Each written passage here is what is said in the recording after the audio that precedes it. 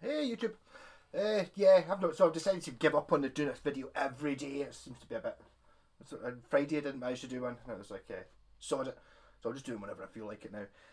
I said I was going to do this. This is my Washburn A10. I've also modified my light a little bit by sticking another bit of paper in front of it, and it seems to actually not be washing out anymore because you can actually read. Maybe still a bit bright. You can actually see it's a bit dusty. Yeah. So this. Not exactly 100% sure when this is from. It's built by Yamaki. If you noticed my last week's, I did a video of my 8-string bass, which was obviously the same range as this. It's called the Stage series, which is not as good a name as the Wing series. And you know, it's got its Falcons and its Hawks and Vulture and stuff. This has just got A. So this is an A10. And I think the serial number, this doesn't have a serial number like it should have on the front there. Instead it's got a serial number on the back of the pickup switch cover. These are wooden covers even though they're painted blue. As you can see, it's not a neck through, but it's very nearly a neck through. It's exactly the same shape as the 8-string bass in here, so it's like not I'm not sure, it doesn't say it's neck through in the original catalogues for these, but I think it's sort of. I think they call it a sort of. Well, they've got a name for it, like a partly neck through, a sort of somewhere in the middle. I think the neck comes into here somewhere, type thing, as opposed to being, you know, there's no step in here. It's also, I don't know if you can actually see it there. It's got the Toblerone neck profile, which is fantastic. Maybe a bit of a scuff on this one, but the only thing that's wrong with it. Maybe volute there, but fantastic necks on these, really is. Yeah, so the serial number on the back of the cavity cover doesn't really work. It's nice. Normal Washburns are normally nice and easy. You know, it starts with 80, so you go 1980. This one doesn't. I think it's because it's before that. So I think it might be. Had a few discussions with some folk online and stuff like that. I think it's maybe sort of 78. I think they started using the serial number that starts with the two numbers that are easy to read in about 78 or 79. So it's somewhere around about there, I think. They did continue making these after Yamaki shut in 83, but those ones don't have the triangular neck, and they've got like a more normal set neck. You know, they've got like a step here, like you would get on a Les Paul or an SG or something like that. So these are sort of a bit more throughish. So originally when these came out, there was the A20 and the A10, the A10 being the cheaper one. The A20 looks like my 8-string bass, so it's through neck. It's got the tiger maple veneer top on it. It's also got push-pull pots, which this one doesn't have. This does have the harmonic lock bridge though, which is sort of brass saddles. It's through strung like a Telecaster is, and there's a clamp, a wee Allen bolt that goes in here and in here to clamp them together, which I noticed on an Anderton's video that G&L have got a bridge. They've got a different name for it, but it's basically this idea. I think this was significantly first. These pickups are the original. They're called power sustain pickups, but we've recently found out that the power sustain pickups are Ibanez Super 70s, because those are the ones that they talked to the guy who actually designed and made these, and he said they just bought them. I think they're made by Maxon, so these are Ibanez Super 70s. They don't say anything on the back of them. They've got 2 adjustment screws on the top. So I don't know if you'd ever find them. It's the sort of thing you can't find on eBay because they don't say on them. So unless you took them out of one of these guitars or the Wings, it's the same pickups, you wouldn't know what they were. They would just be humbucker pickup, cream coloured humbucker, DiMarzio looking pickups. So now they're definitely Ibanez Super 70s. The A20 also has fancier fret markings. This has just got dots. Still got a bound fingerboard and binding around the edge though. Yeah, so lovely guitar. You'll have noticed that I have a couple of these. I've got a white one, which is now cream, that someone had butchered. I was looking for one for years since I bought the B20 bass. I looked for one for years and years and years, and I could never find a stage series. It was obviously the A20 I wanted that looked exactly the same as the bass, but a couple of them I've seen have gone for, you know, nearly £1,000. This one popped up. I got it at a really good price. No, it didn't. The white one popped up in a pretty sorry state. You know, flew splits in it, didn't have the original pickup. Someone had put a caller in it in a pretty horrible state. So that was the first one I'd seen ever. It was like, right. So I ended up buying that, and then about 3 weeks later, obviously one in good condition popped up, and it's blue, which is quite. There's not very many blue guitars kicking about actually. So I had to buy that as well. So my justification for that was the other one has a Caller in it, and it doesn't have the original pickups. I put Gotoh pickups in it, they look sort of like EMGs. Yeah, so Washburn staged these. Later on, they produced our A5, which is this one, which you probably seen as well, which is it's got like a Telecaster plate on it. This is a bolt-on neck, but it's still got the triangular profile on it, which is lovely. I like that one because it's got the maple neck on it. It doesn't have coil splits on it either. The A5 later on became 2 single coil pickups, and there's also an A15. Originally there was, I think the 15 was actually there at the start. The other day on if you're into these sort of guitars, the Washburn, the Golden Era Facebook page, someone joined it and had price lists from 1981 from the UK, so we actually know what models came out now. It's like the other shit's like, they never kept any records. I don't think anyone really thought that people would be interested in these guitars in 30 years time. So we know that in 1980, I can't remember if it was 81 or 82, you need to go to the page, but there was, the A5 didn't exist, or they didn't import it into the UK, but there was a 15, which was the same sort of thing, but 3 single coils, kind of more of a Strat layout, and it had a scratch plate, but the scratch plate looks a bit funny. It's like this guitar looks better without a scratch plate, you know, like a plastic thing. I assume it had the volume and 2 tones and a 5-way blade on it, as opposed to the 3-way and Les Paul type layout. So enough talking. I've upgraded my pedal board a little bit. When I say upgraded, on the floor down here. The reason I never had these in the loop before was because they're not true bypass, and I was thinking that what they're going to do is, when they're off, they're going to affect, you know, I'm going to lose my clean sounds.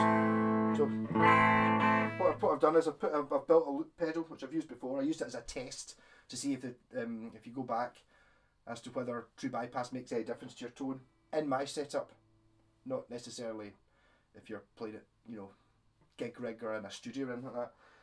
So basically what I did was I just built a simple bypass pedal. It's like one, so basically you stomp it and it puts all the pedals into a loop, and then if you stomp it, it just goes straight out the pedal, straight into the amp.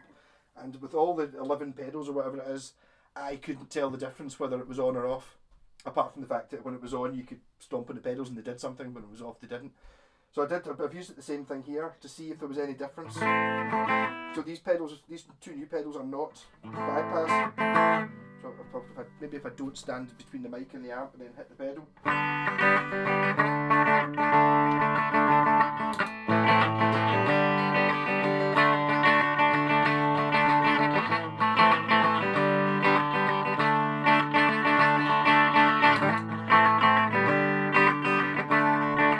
I can't decide whether it's making a difference or not, and I don't know whether they're on or not, whether that loop's on or not. So again, I think I might not bother with the loop and just have them in, because if you're sitting there trying to work out whether it's making a difference, it's not making enough difference to do anything. So I might put these in properly. So what the pedals I put in are a Yamaha Flanger from the 80s, which only has one setting. It's got 4 knobs that all change this setting very much, but every one of them is nuts. It doesn't have like a pure, oh, do you want a wee bit of subtlety? No, it's absolute insanity, regardless of what you've got it set to. But I mean, the knobs all change that insanity really differently. You know, you can make it really fast or slow or deep, or I can't remember what the knobs are, but every one of them does make a huge difference to the sound, but every one of them is nuts. There's no way to make it not insane. So I'll be plugging that one a wee bit. And I was watching a JHS. I don't know if you ever watch the guy who designs JHS pedals. He stands in front of a big pile of Softecs. That was actually what first made me think the Softec might be quite a desirable amp. He's got lots of them sitting behind him. I've never seen him do a video on them, so he must like them though. And it was 10 pedals you've never heard of. I thought, well, I've not really heard of that many pedals. I'm not really that into pedals. So, and then the second one was Washburn Stack in a Box. So that's what I've got here. I've got a Washburn Stack in a Box, which I thought didn't work, But it turns out it does work. I remember taking it to bits before, because when you touched the knobs, it was very, it kind of cut in and out. It was almost like there was a loose circuit board. So basically I took it to bits, put it back together again and sorted that. But it had a battery in it, but it wasn't running the battery, so I think there might be something wrong with the battery connector, but it seems to work perfectly on the power brick. So see whether that loop's on or not, and the loop's not on, so that's the loop not on.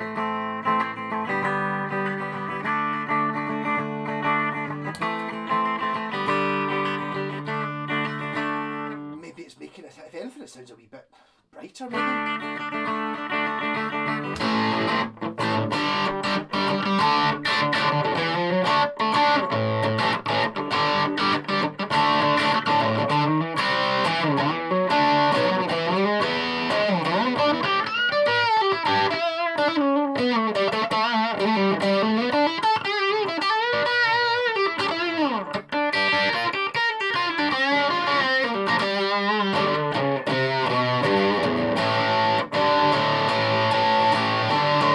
So it does sound a little bit different from the rat pedal, which I always use. So I use the rat pedal instead. It's a little bit more. It makes the rat pedal sound dead aggressive actually, and dead sort of.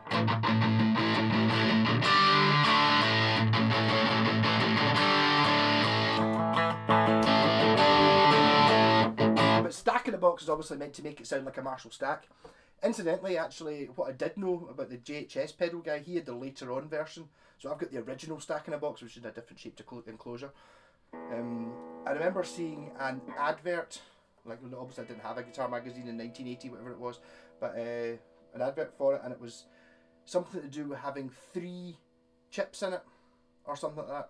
If you're interested in these things, that was what made it different from. It was the first distortion pedal you could get that had 3, whatever it is, chips as opposed to just 1. Don't know. It was meant to make it sound like a Marshall stack.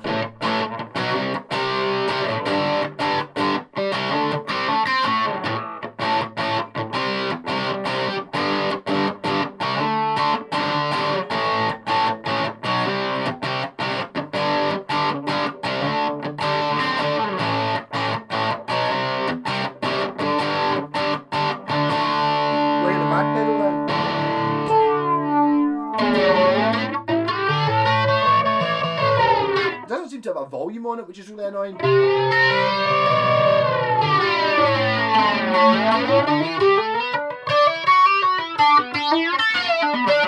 So that's the pedal, the distortion pedal before it. With no distortion. But same as the stack in the box, I will gradually fidget with them until I get the sound I actually like. I've just got them kind of set at whatever they were when I picked them up. Then just rat pedal after it.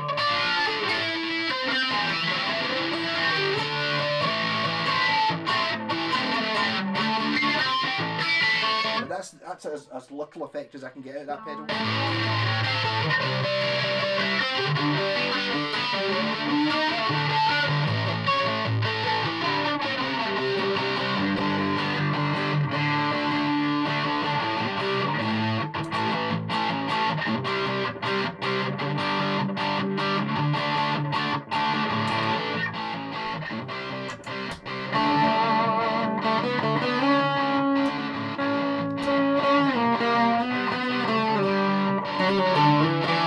Washburn sounded, stacker box sound very clean now that I've just put the rat as the backing track.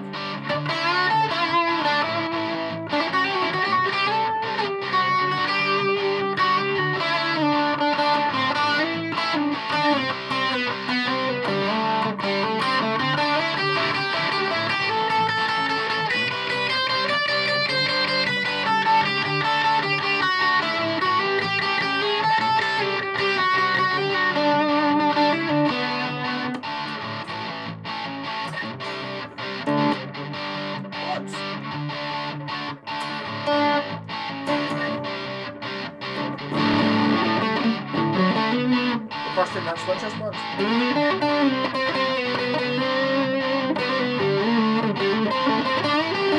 It's weird, can I still hear that flanger pedal on even though it's not going?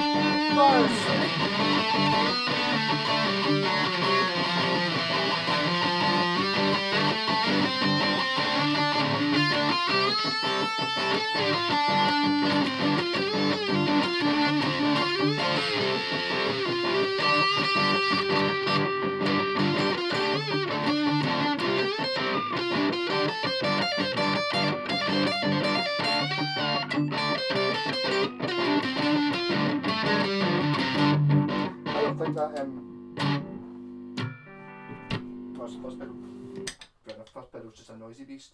I don't think that neck pickup's coming through properly. Well, maybe it is. Maybe it is.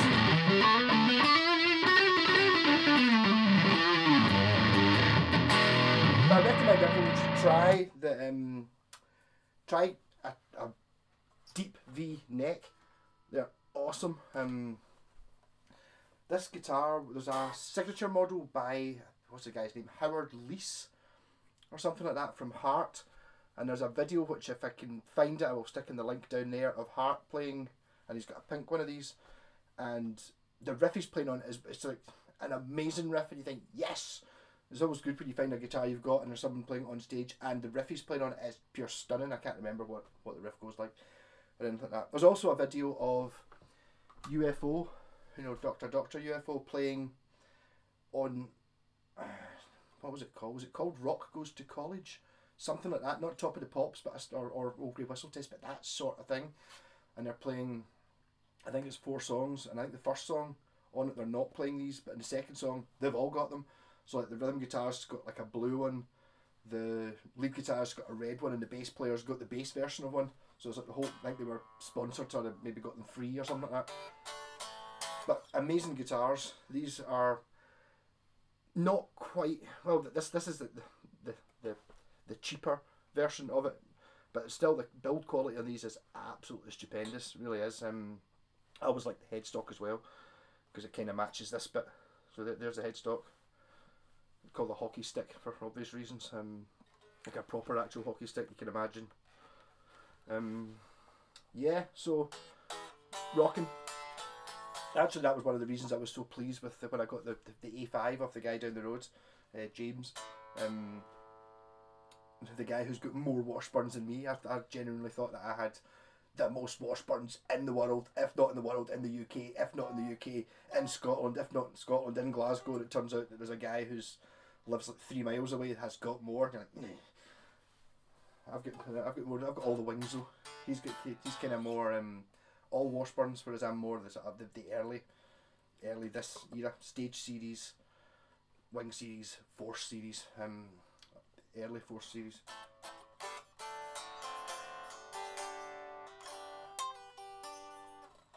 So I think I'm in the studio Wednesday with Cracking House, so I'll probably take this in. So I'm still trying to maintain just taking in a different guitar every week. I took the Eagle in on Sunday there, the Wing Series Eagle, which is actually another signature series from Nancy Wilson from Heart. And it did well. There's a problem with the volume control on it though. It wasn't going down all the time. Or it wasn't. Sometimes the volume control was working, and then sometimes it just wasn't going down when you turned it down, which was a bit annoying. I need to get in and it's like it's on a PCB and all that, so I need to go. I'll give it a scoosh with the contact clear and hope that fixes it. I hope I don't have to try and swap over the pot, because that's a bitch. I remember I did it before on my Falcon. It was Eagle I took in. I did it before on my Falcon. One of the reasons I got it cheap was because one of the pots was broken, and it was like I had to hacksaw the bastard off and then to try and get it out without damaging the PCB, and then getting a pot that fitted back in to the PCB. But it wasn't a push-pull pot, it was just a normal pot. But I digress. So I had 25 minutes of Washburn stage series. So yeah, stage series are absolutely awesome. You can tell the earlier ones by, I mean, there's one, the reissue ones quite handily. Actually, there was one I nearly bought a couple of weeks ago.